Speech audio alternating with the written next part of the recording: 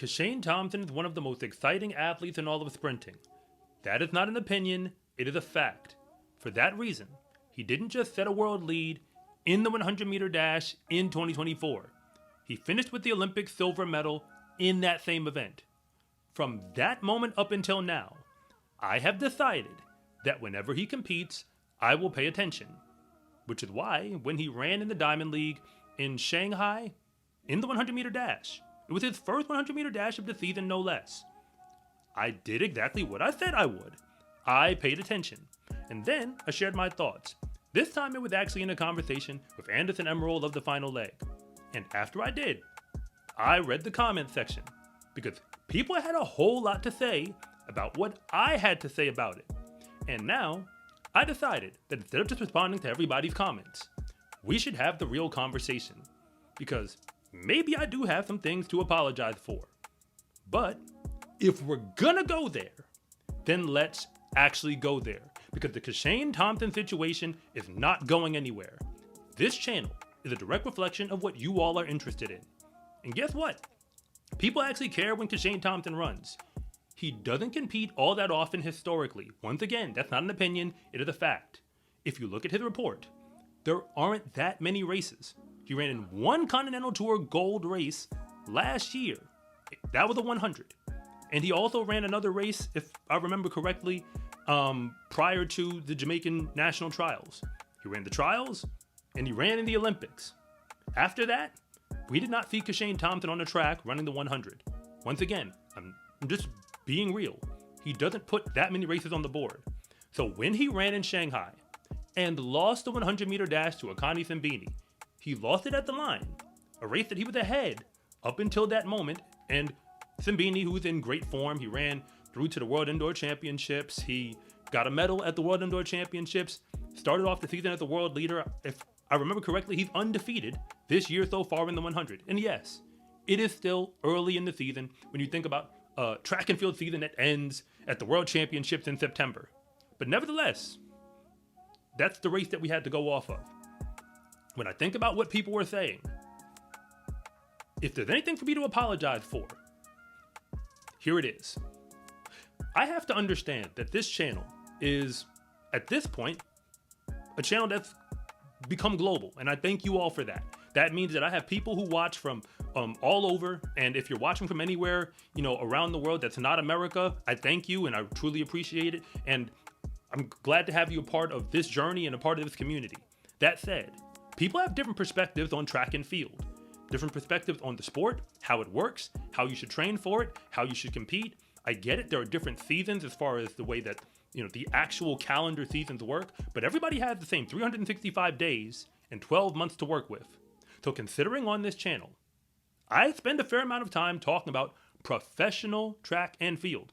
I have to be aware that with all the different types of context, because I've had some conversations more recently with a lot of stakeholders, athletes, people who cover the sport, it's become abundantly clear to me that for me, coming from the American context, somebody who came up in the American high school system, and then went into the American college system, NCAA Division I, even coached in that system. I see things through a particular lens. The American system isn't perfect, but it does do some things pretty well. And when it comes to sprinting, whether or not you like it, whether or not we talk about population size or anything else, we produce some of the fastest men on the clock, and for that matter, even in world championship and Olympic performances, year in and year out. That's not something that started recently. It's been going for more than the past 2 decades, really dates even beyond my lifetime. That said, America is not the center of the sprinting world. We're just one place, but there are other places that do it, and Jamaica is one of them. So when it comes to Kishane Thompson and some of the stuff that I said, some of the stuff that I read, the number one thing that came up was that first, Kishane Thompson doesn't run a whole bunch of races. So when we talk about whether or not his season opener was a good season opener for him, people can have different opinions. Anderson Emerald, he shared that he didn't think that losing the first race is that big a deal. And no, of course it's not a big deal.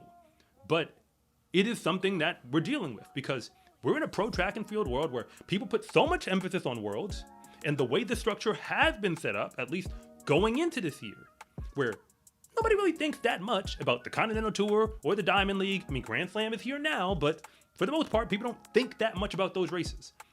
Generally speaking, the rhetoric is, as long as you qualify out of your trials, and you make it to the Worlds, and you take care of business, it's a good season.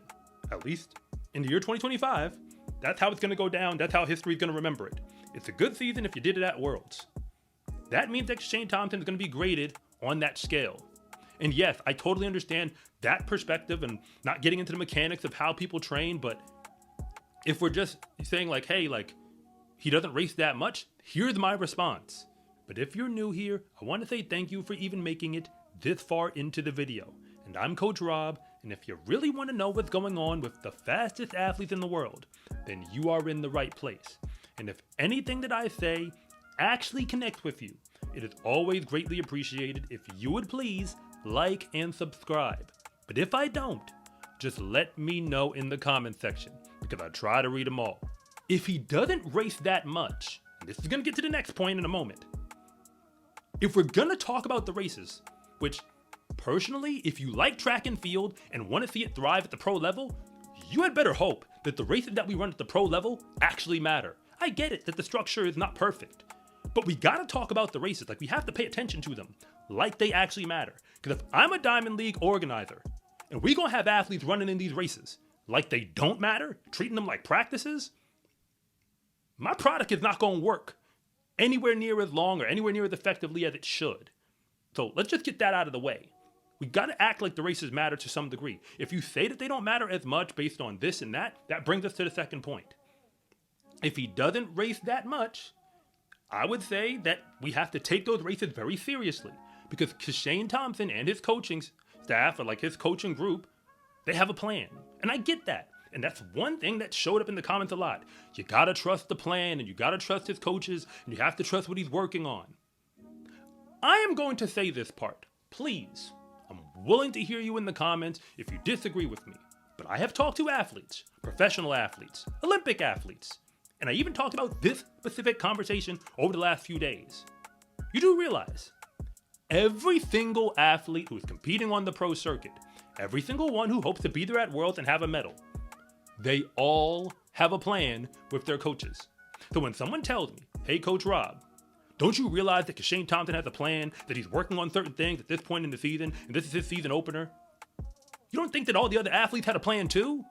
So just saying that he has a plan, that should be considered, isn't all that big a deal to me, because it's really disrespectful to everybody else.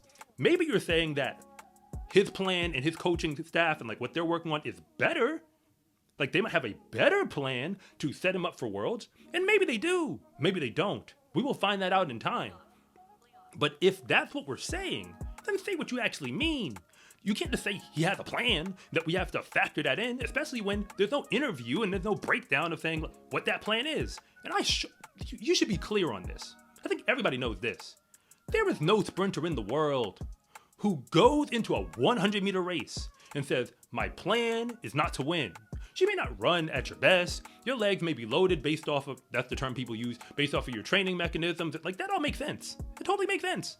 But remember, everybody else has the exact same 365 days and 12 months, wherever you are in the world. So whatever your weather factors are and how your seasons roll around, the calendars for the meets don't change for everybody. The only thing that does change is your context. You have to make the best with your context. That's the way sports are.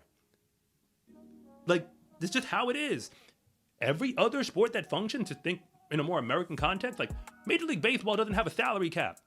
But you can't use that as an excuse when your team loses. If you lose, then you lose. Because you had the same amount of players on your roster as they did, even if they had more money to spend. In this case, if your calendar and your weather factors and your seasons don't match up perfectly with the world ending in September, considering how, the American system and like how they're like, all of that, it is what it is. It is what it is. But like, we can't change it. We can just grade the races that we get. Which brings us now to the biggest part of all of this. And if you stuck around this far into the video, I already know that you're a real one. That said, I'm gonna say this part anyway. It's probably gonna be unpopular, but like I said, here we go. Let's rip off the Band-Aid. If you want history and you want facts, like recent history, Let's go there. In the Olympic final, Noah Lyles won the race. Kishane Thompson was right there, and I get it. There are some people who believe that that race was Kishane Thompson's, and maybe it slipped away, or that he should have been, or was right there, or he could have been the champion. But at the end of the day, history's going to remember that Noah Lyles was the victor, and I believe we all kind of get that. But here's the next half. At the end of the day, if you saw the report of how the race played out, Kishane Thompson ran away early, and Noah Lyles, like him specifically, the victor, ran him down. He ran him down all the way to the line, and that's how he won on the thousands. He took it all the way to the last step and the lean. I was there. Stay with me on this, because I'm trying to make a carryover. I was there when Noah Lyles opened his season in the 100. He did it at the Tom Jones Memorial, now a little bit over a year ago, like a year and a week or two. When he did it, it was him and Kenny Bednarik who went all the way down to the line. If you pause the video around 40 meters, Noah Lyles was not in the front. He wasn't even in second or third. He was pretty far back in the field. But by the time he got to the line, he won that 100-meter race by less than a hundredth of a second. He won it all the way at the line. That means that he started his season in 2024 in the 100 and ended his season in the 100, ended his 100-meter season in 2024 in the exact same place. He won a race, and then he won a race. Almost exactly the same way. And if you look at the report, the only time that Noah Lyles actually looked shaky was during the Olympic prelims and semifinals. That's it. I don't think he lost the 100-meter race at any other point in the year. Not in the USA trials, obviously not that Tom Jones meet. You get what I'm saying? He was pretty consistently in the front. And then he gets the Olympic gold. For context, here's the carryover. Kishane Thompson, his last race of 2024 was at the games in the final, where he got away from everybody early and got beat all the way at the line, barely, by a hundredth of a second or less. It was less than a hundredth. Here we are, because if that was, August of last year, and now we are in the month of May, April, May. That means we are, 8 months or so removed from that race. And his first 100-meter race of 2025. He got away from them early. Don't you see this movie starting to sound very similar? He got away from them early. People were trying to chase after him. Specifically, Akani Simbini was trying to raise him down. He was trying to chase him down and got him at the line. This time, not on the thousands, but by a hundredth of a second. I'm not complaining. I'm not taking shots at Kishane. His talent is undeniable. The fact that I'm even talking about him this much and will continue to pay attention is because he's so talented, because there's great expectation. But let us be clear.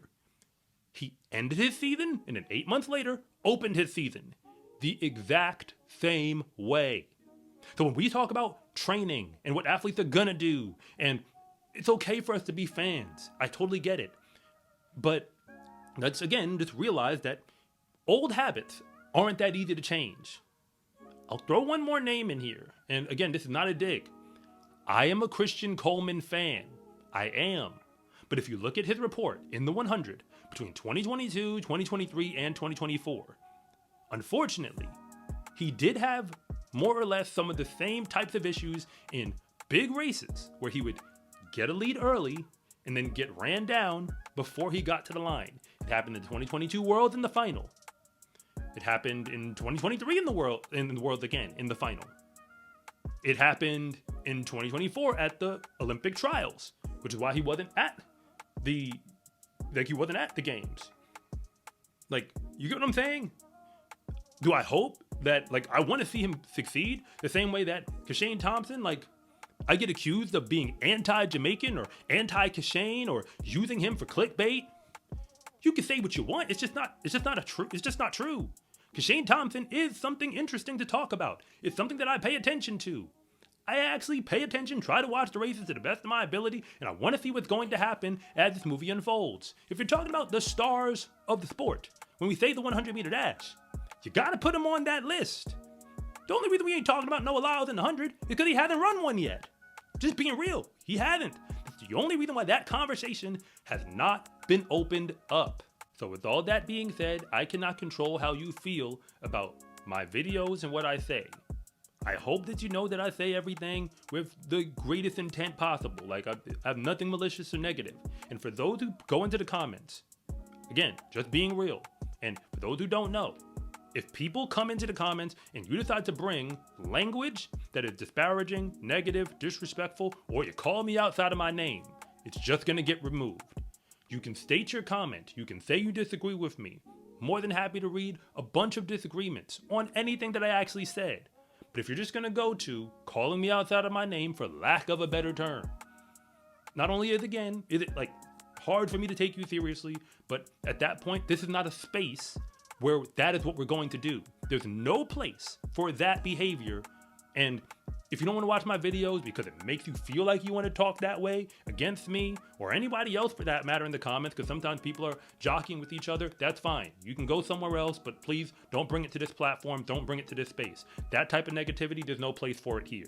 But going forward, I am going to continue to pay attention to the fastest athletes in the world, specifically what they do race to race, because this is the sport of pro track and field. That's what this is. That's what I'm talking about at the moment. And all we have are the races that are actually happening. If we want the sport to grow, the races that are actually going on are going to need to get more and more and more attention. Again, I get it, the track has some unique elements to it and we try to train our way to a specific moment. But you can't have a pro sport if pros don't go out there and actually be pros. And I also got to give a shout out to Jamaica, because with the World Relays coming, the fact that Jamaica seems to be on the men's side and the women's side, basically sending all of their top athletes. I love it, because I want to see Jamaica run the times that they are capable of. I have great respect for other international teams that have performed at the Olympics, but when we're talking about the men's side, the fact that we really did not get to see, as far as I'm concerned, we didn't get to see Jamaica or Team USA perform at their best. And by at their best, I mean healthy, with those athletes who we know can carry them, into medal contention, for lack of a better term. I mean, again, Jamaica and USA both dealt with injuries aside from whatever other issues might have affected the relays, because both nations are deep when it comes to the sprints. Like, I want to see Jamaica succeed because I know that they deserve it, especially when you have that type of talent. So for World Relays, which I will be paying attention to, and you'll probably hear my voice on it, I mean, if you so choose to, I'm expecting Jamaica to show out. Just saying. But as of right now, the Kishane Thompson situation is exactly that. It is a situation. And I will continue to pay attention. In the sport of track and field, confidence is everything. Because when you win, that is just the moment when everybody else finds out what you already knew to be true. That fast is a lifestyle. Get your fast is a lifestyle track and field gear at scarecruiting.com/shop. Or use the link in the description below. It's a huge support to me and this channel, so I can continue to make you more content like this. And remember, it is always greatly appreciated if you would please like and subscribe.